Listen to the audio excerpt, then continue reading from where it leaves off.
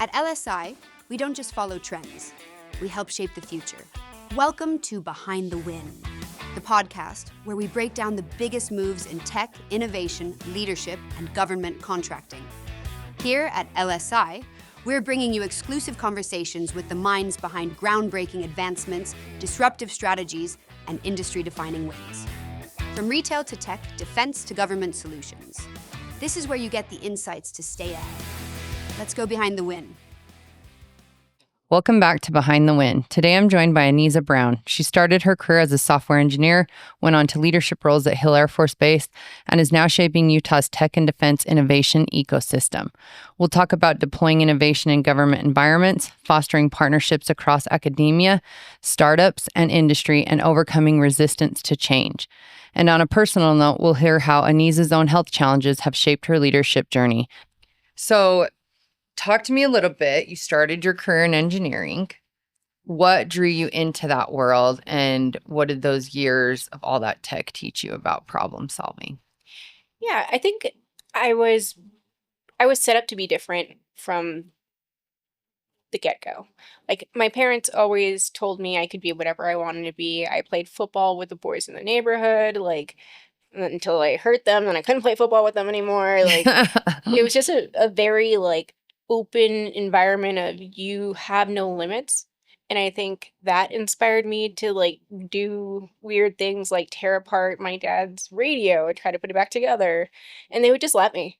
And eventually, when I went to college, I was trying to become a physicist and then decided to move over to electrical engineering. And it just made sense. Like, all of the things I did when I was a kid, combining with computer science, like being able to see things come together just made sense to me. Yep. So that's kind of how it all started. I went to school for it, to go to master's in systems engineering, just to have that overarching perspective of how all the things come together. And I mean, it's done really well for my career, but I wouldn't say that like I'm a hardcore engineer anymore. I'm more in like that leadership channel at this point, and it's unfortunate because you can have technical leadership, but majority of people go into managerial leadership, and I'm leading a massive initiative for Air Force Space Force with Red Horse currently. That's amazing. So where did you go to college? University of Arizona and Northern Arizona University. Okay, that's great.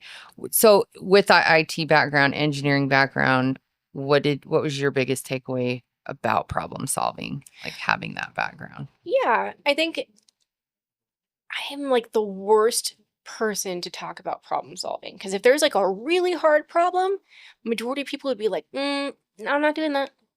And I don't have that. So I love getting after really hard things and making a really big impact.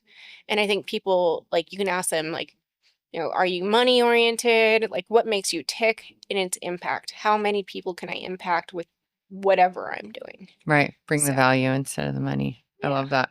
What at Hill Air Force Base, you then stepped into leadership positions. How did that experience shape your perspective on innovation within the government? Yeah, so I'm not gonna lie, like I came into, like, you go to college and you learn like C++, C Sharp, Python, like you learn all these new languages, and then I stepped into mainframe. yeah, and it's like Fortran, and I'm like, there's not even a book for that, like yeah. And you have to figure it out. And I think at some point I wanted to just make it easier to get our jobs done. And I think like in the Streamline. DoD, yeah, like you see hashtag fix our computers. Yeah. I would get to work and I would spend an hour walking around, getting a coffee. Computers are like starting up.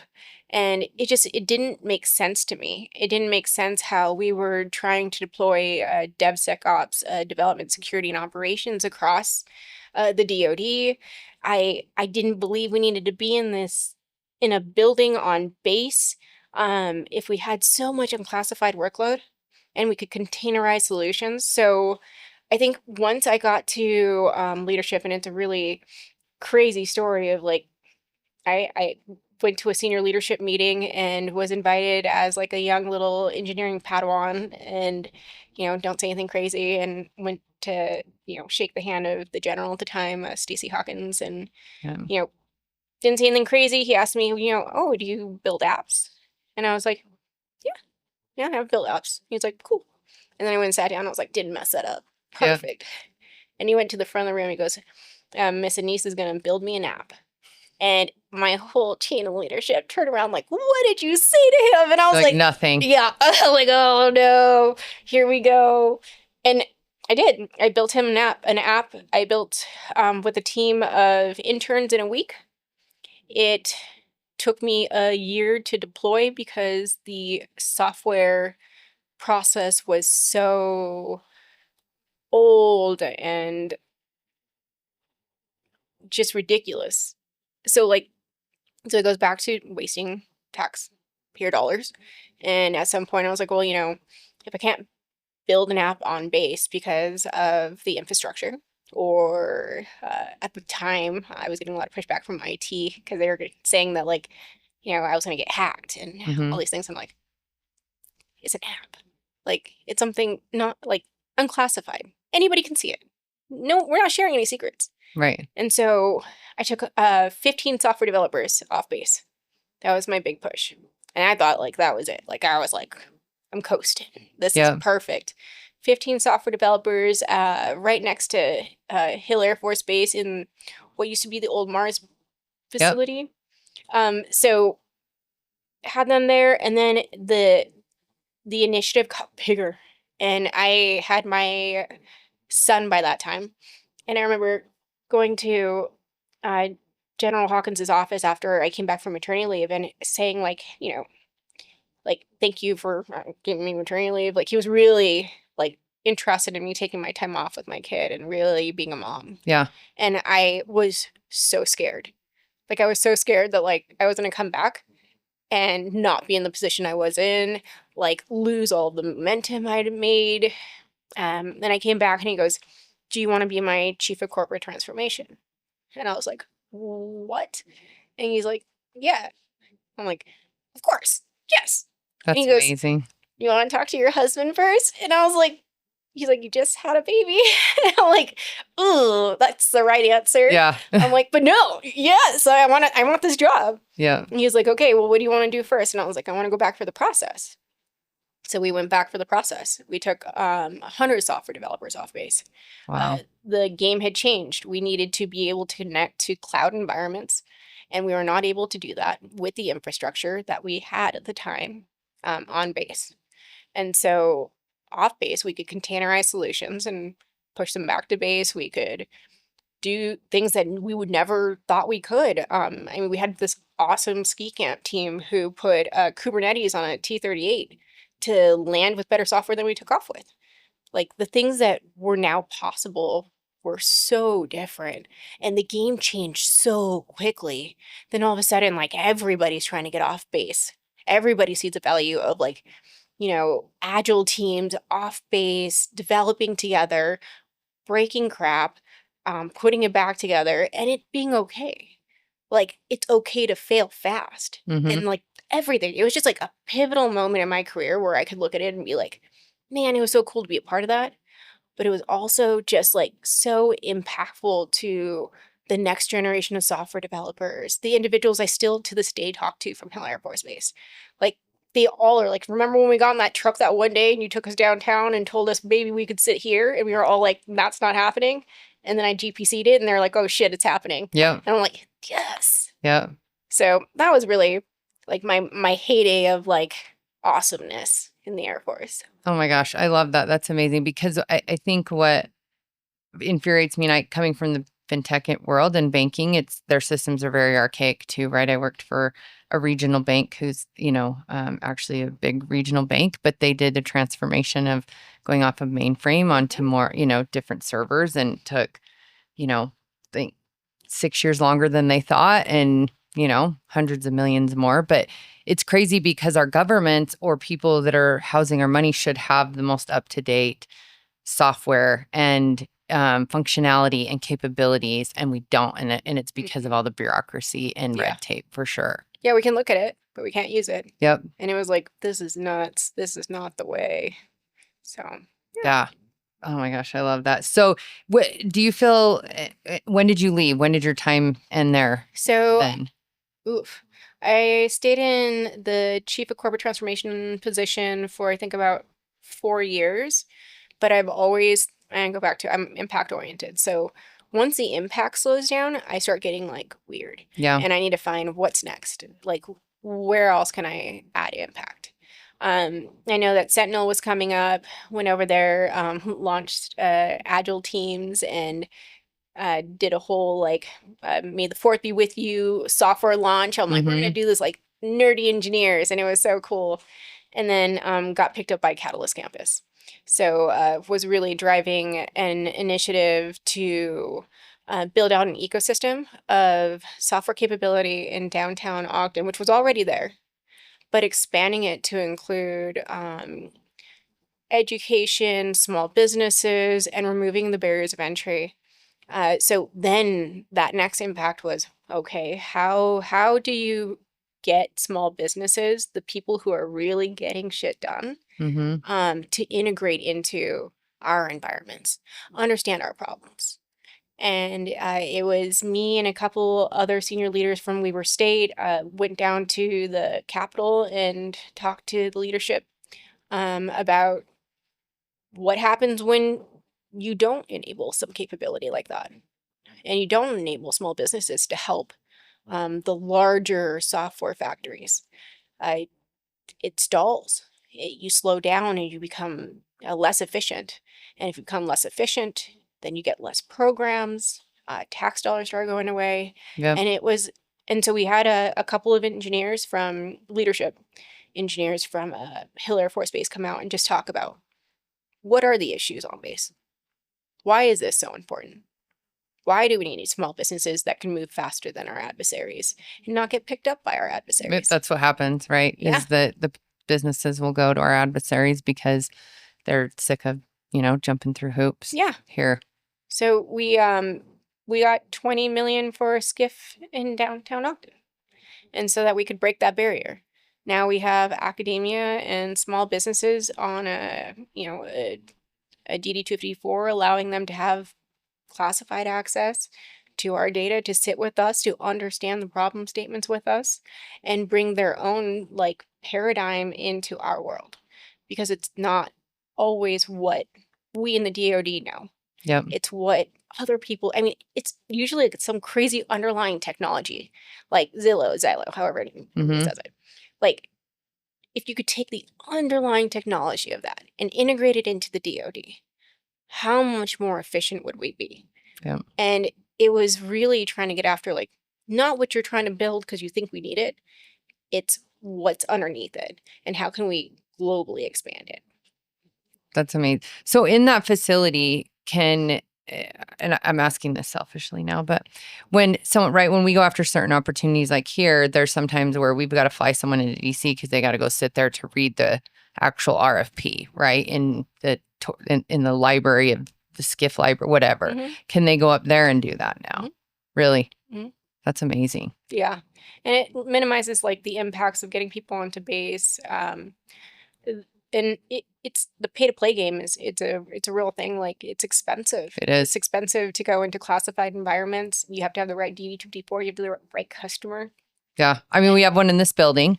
We've got Paraton who has it, and it's crazy, the rules and requirements and the expense of them, for sure. Yeah. We did something pretty special where we partnered with OSI PJ. So on a CRADA, we could have we could share workload. So OSI PJ could tell us exactly how to build it, maintain all the regulations of building it while we built it. So it was like this give and take. So there was no way to mess it up. And we had the people who had to sign off on it there with us. So it was a lot of fun. That's amazing.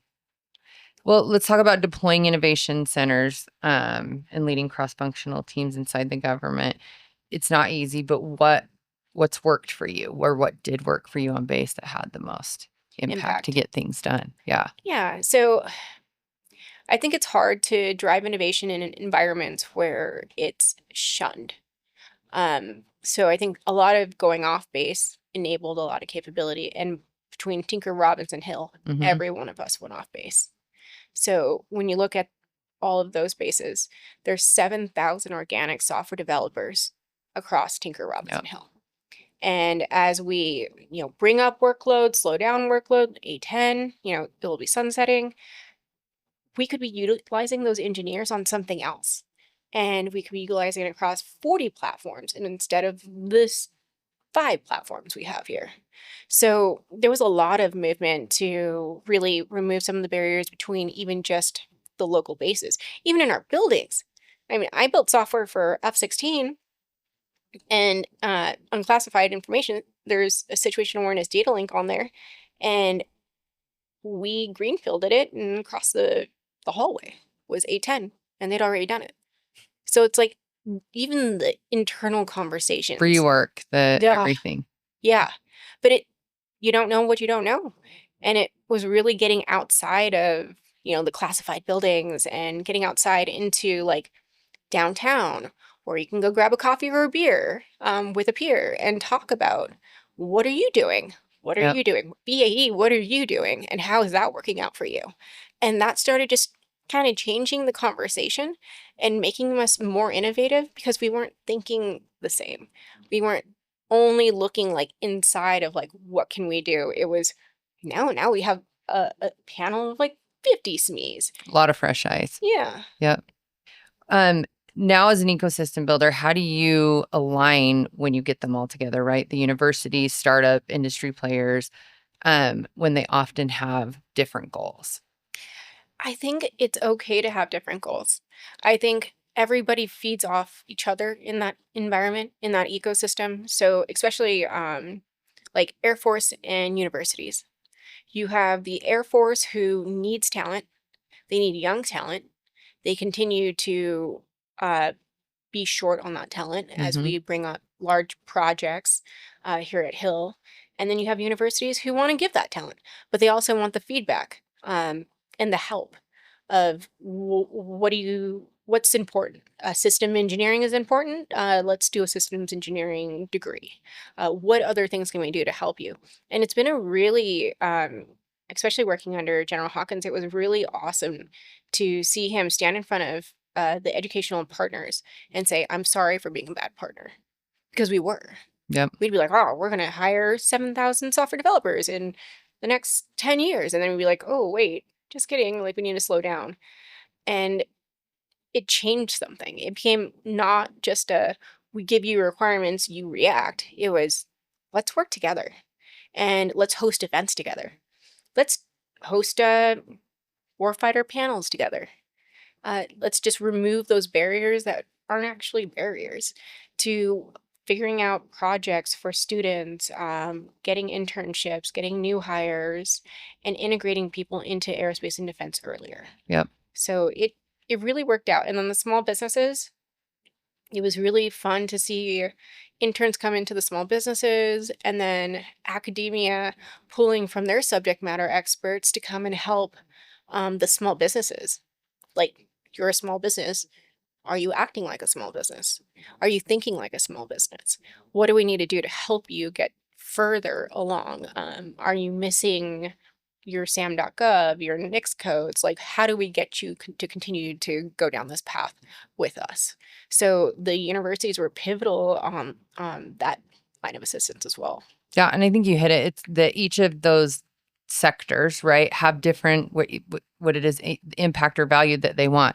And we team up with a lot of different states. We helped build some of the bigger consortiums and ecosystems like UAMI and, Defense Alliance and things like that. Is that we cared about, like, we like to see it grow and to build, and the states want numbers, that they're increasing workforce development, et cetera. And the colleges want that they can have their graduates be placed after, So like you said, it's finding the commonality. Yeah. And then I also love too that you're saying, like, on the projects, is it's hard when people are transitioning. And I think if they knew this, and we've talked about it a lot on the show, people in different industries that it's like if no one wants to change is hard for people. Mm-hmm. And when they just change, they're not going to do 100% change all at once. So giving them kind of a POC, an MVP, right? Like proof of concept, do something smaller to show those ones that aren't as eager as the ones coming up, right? Of why it matters and what that value will be.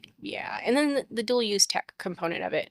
I mean, it's, I think it's changing a little bit, but I feel for like when I first started, I was like, that's a cop out. Dual use, like that's a DoD's way of saying like, we're not giving you money. And we may give you money, but it might get cut off.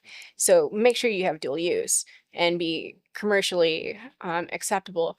But then you have some industry partners who just want to work with the DoD. They don't want to be commercial. They want to fill the needs of the DoD and identify new ways of making the Department of War more efficient. And I mean, there's never going to be a time that we're like so efficient that we don't need small businesses. Like, yeah, I mean, even with like hiring, like they could come in and automate those processes with the data that they pull for the senior leadership meetings that I used to be a part of. Like, so many things could be automated, and it's so much easier pulling it from the outside in than doing it from the inside up with the restrictions that we have. Absolutely. And then licensing. Well, and dual purpose, do you think too, is that I think a lot of times that they do that because they understand that commercial, like outside is actually so much further ahead. Why wouldn't they want them to be able to be doing it in both places? You know what I mean? And the DoD is the worst customer. Yeah. And like, they don't want the responsibility either, right? Your total revenue streams just on me. I want you diversified as well, for sure. Yep. And I think that's what it goes back to, is teaching small businesses who are coming in with this mindset of, I want all DoD work because that's where the big money is, to, hey, you have a underlying technology. Let's grow it out a little bit and see where it goes for commercial and DoD. Yeah. Can you scale? Yeah. Can you? Yeah. You've also faced some personal health challenges. We were just talking about these a little bit before the show started over the last couple of years. Would you share how that experience has influenced your leadership? Yeah. Yeah. I think I've always thought compassionate leadership was really important. I think like as a mom working for Hill Air Force Base at the time, like I always thought like, well, you never know what people are going through in their personal life, and you just got to be a compassionate leader and hope that the best. Like you're never looking for the worst out of people. And then I went and I was on a plane to go to UK to open Rosie Project, and got a notification on my phone that said, you know, you have invasive ductal carcinoma. And I was like, oh, that sucks. And I like went to my seat, flew all the way to UK, like ChatGPTing this like whole thing that was sent to me, and landed, blacked it out, worked a whole week, and then looked at my marketing director and I go, I have this much money in my bank account. Do you want to go to the Amalfi Coast and just like have a moment? I cried over pasta, pizza. Right. Like it was so needed. I needed that moment just for me. And I have 2 kids. Yep. So, I mean, it could be seen as like you also have children. You need to get back to your children and like selfish. But I could come back and deal with it. Like I could refresh. Yeah. Yep. Hit the ground running. I think I made a post recently, like I cried once. It was when I found out like I had cancer, and every time prior to coming home. And once I came home, it was no longer about just me. It was about being strong for my kids, showing them that I could be weak, but making the sad moments happy. Yep. So like my kids were the ones who shaved my head. They came and rang the bell with me. They were a part of all those pivotal things, which came with cake. Like Yep. it wasn't sad anymore. And I didn't want it to be sad because it was already sad. Like I didn't want them to just have this like picture of their mom in a year gone. I went to every event. I didn't miss a single thing. And I think it changed me as a leader, like absolutely changed me as a person. So Sure. once I got into coming back out of that, like you get breast cancer and you're like, oh my God, like, who's gonna want me? Like, now I'm vulnerable. And there was a moment where I was like, I don't know if I'm gonna get back into aerospace and defense. I don't know what I'm gonna do. Like, and was chatting with a VP at Red Horse, and just he goes, we're chatting about the ecosystem and capabilities that I've brought forward and worked with others like Defense Unicorns and Second Front On. And he was like, well, what are you doing now? And I was like, I'm just chilling, trying not to die from breast cancer. Like, I'm Right. just trying to get through this. And he was like, what? And he's like, you would never know that. And I'm like, yeah, I don't want to talk about it that much. I'm not going to intro into it somebody new and be like, Right. yeah, this is what's going on. But he goes, well, I had cancer and I had one of the rarest forms of cancer. And I got through it and it was hard. And I was like, yeah, it is hard. And he's like, well, I want to know when you're done if you want to come work with us. And I was like, well, okay. Like, we'll see. Yep. I'll call you. Yeah. I'm like, I'm getting through it. And then I met him in Texas and it was like, man, mission focused. When I talk to an individual and they drop mission more than 10 times in a conversation, like, you're doing it for the right reasons. Yep. And that's why I loved my job at Hill so much. That's why I loved building out the ecosystems and doing innovation. It all came back to the mission and the people who we were impacting. So that's really how I ended up getting into my new job. But I've been able to be the leader I want to be. I'm not, I think I was a little spicier when I was younger, and I've really chilled out, and I want to hear people's perspectives. I want to hear why they think something's good or bad. Um, it's a different paradigm, and I always want to help people before they ask for help, so I can see when people start drowning. And I know that there's like a lot of engineers, they just suffer in silence. Yep. They're like, this is just how it is. Or especially if they came from active duty. They come out and they're like, this is what we do. We Mhm. suffer in silence. So I'm much more cognizant of that. And so I'll bring help before they have to ask and try to like integrate it into the conversation as opposed to like being like, oh no, you're strong enough. You got this. I never want my people to burn out. And I have a really good team. So I think there's a lot. I'm very, if somebody gets sick, I'm sending gift cards. And they shouldn't be worrying about food. If their family's sick, they shouldn't be worrying about food. I'm never going to be so poor that I can't send gift cards to people Right. and make sure that they feel taken care of.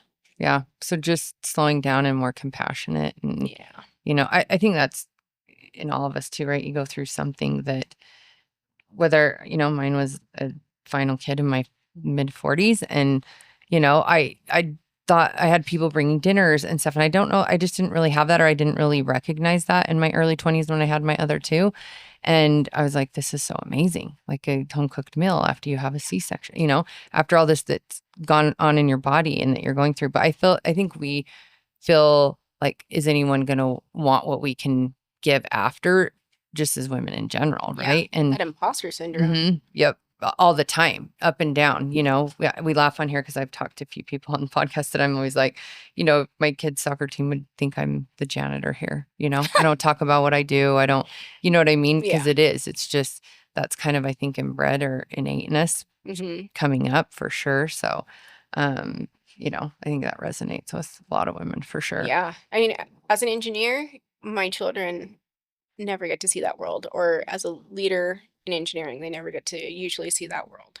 But for Rosie Project, they get to see it every time. At the kickoffs, they're running around with everybody else's kids. At the graduations, they're always there. Like, I just love my kids to see that. And I want my son to see it so that he can be a compassionate leader and understand what it takes to get, like, we're celebrating these parents, these military spouses Yep. and women. And I think that's just one of my favorite parts of Rosie Project is seeing my kids' faces. And my daughter, oh my gosh. Every time I go to speak, she, from wherever she is, no one can grab her. She runs on stage and like wants me to hold her. And I hold her every time because I'm not going to be like, that's weird. Like, someone grab my kid. So I hold her, but I'm just like, it's like, she's so quick. She just gets there. And I'm like, okay. Like, and I think it's leading by example.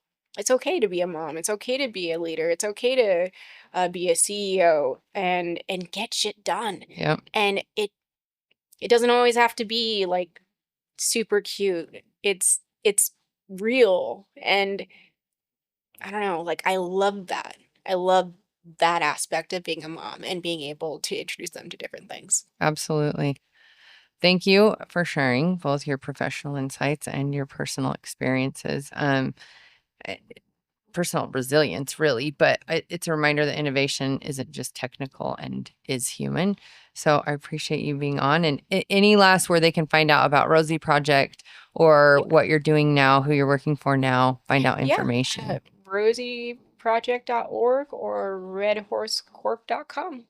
Red Horse Corp is a group. We do CBM plus condition-based maintenance for a bunch of our jets. We want to make sure that we have the maintainers back and we don't create shelfware. That's a big thing for me. If we're creating something to put it on a shelf, you failed. Yeah. If it's not in the warfighter's hands, it's not going to do its job. And then Rosie Project, our military spouses, where we have cohorts, 2 cohorts a year, working with Weber State and expanding to other states and international. And for those that don't know, it's a 6-month, right, course, and then they graduate. You upskill them in some form of IT and engineering type. Yep. So roles. they do IT. They do CompTIA certifications. We provide daycare, laptops, removable barriers of entry, and all of a sudden you see like military spouses who have been told every time they move to go bag groceries at the BX. Yep. They're now in IT and they're building a career next to their active duty member, whether it's in the DoD or with the one of the larger companies. That's amazing. Okay. And Rosie Project was rosieproject.org. Mhm. Okay. Aniza, thanks for being on today. Appreciate it. Of course. Thanks for having me.